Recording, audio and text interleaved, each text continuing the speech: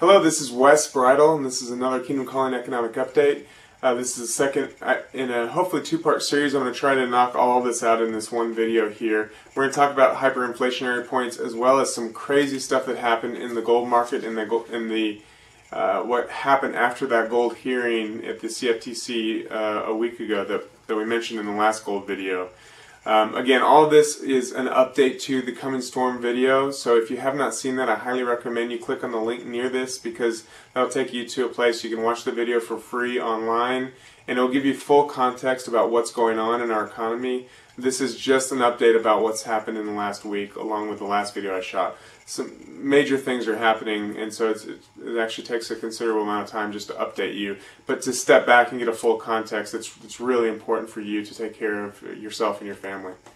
Okay, and then let me jump in. State debt woes too big to camouflage. I've talked about this a lot, but there's a good article that just lists a bunch of stuff going on with a bunch of different states. So I'm going to read some of it. This was State Debt Woes Grow Too Big to Camouflage by Mary William Walsh.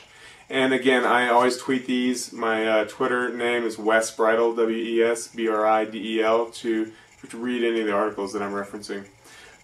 Jumping in, it says New Hampshire was recently ordered by its state Supreme Court to put back $110 million that it took from a medical malpractice insurance pool to balance its budget.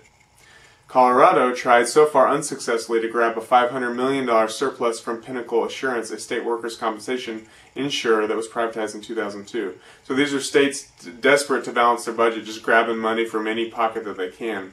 Connecticut has tried to issue its own accounting rules. Hawaii has inaugurated a 4-day school week, so the kids aren't getting educated as much in order for them to cut back on their budget.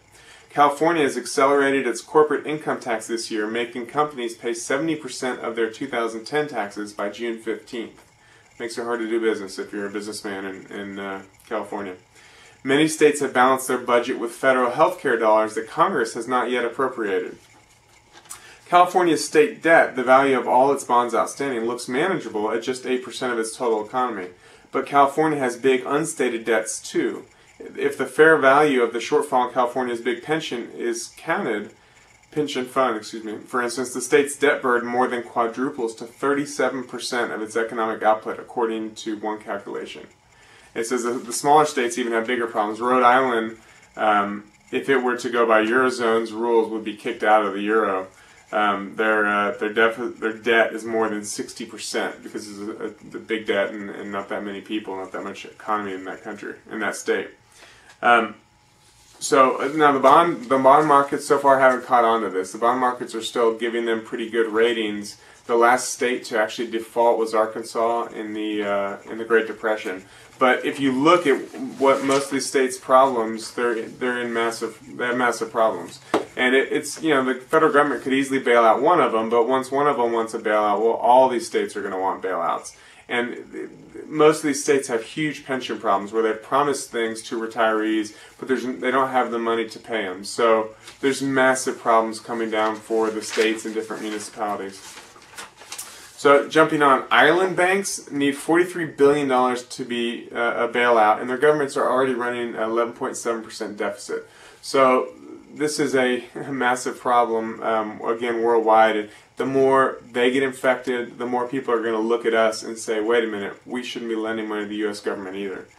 And we mentioned in last week's video how 2-year treasuries, the U.S. government's treasury was trading more expensive than corporate bonds. Well, here's another note. The 10-year swaps are also trading less than the 10-year treasuries last week. Again, this shouldn't be. The U.S. government should always have the cheapest bond prices for any other U.S. dollar-denominated thing because they can print dollars. No one else issuing any kind of bond or derivative with U.S. dollars can issue them. So everyone else should pay more than the U.S. government. So there's massive signs of leaks in the dam here. I went back and read a Casey Research report from September, and it was pretty interesting. It talked about Milton Friedman and the monetarist theory of inflation and how it kicks in. And this was, again, written back in September, where they said the impact on stocks and bonds should already be felt, which we've seen. The markets have gone crazy.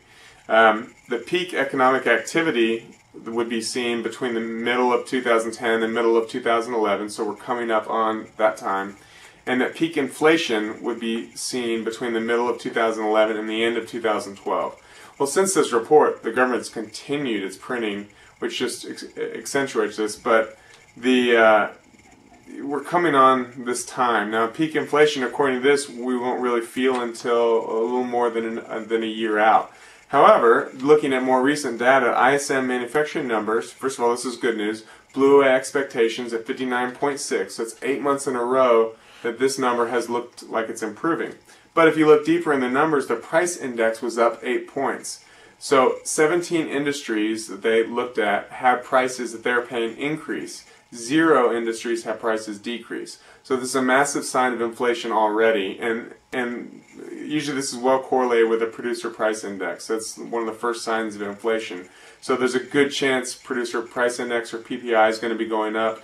If Ben Bernanke sees that, there's a good chance he's going to have to raise interest rates, which should have been done already for other reasons, but he's waiting to see some sign like this. Well, now we're starting to see it, and that could be the domino that really kicks off inflation and high interest rates. I think I better quit this now and do another video on the gold situation. There's some really weird things that have been happening in the gold hearings, and I've got 3.5 minutes, and I want to take a little more time to get into that because it's a strange situation. You need to know about it. If you're not owning gold and silver, you're making a big mistake, and so I'm going to go into that in more detail in the next video. Thanks again. If you have not seen the Coming Storm video, please check that out. There's a link to watch that for free online. You need to educate yourself about what we're about to go through, because we're not talking about another recession or something that's just sort of normal that you can ignore. We're talking about very big things here. Thanks, and I hope you've enjoyed this. If you have any questions, let me know. God bless you.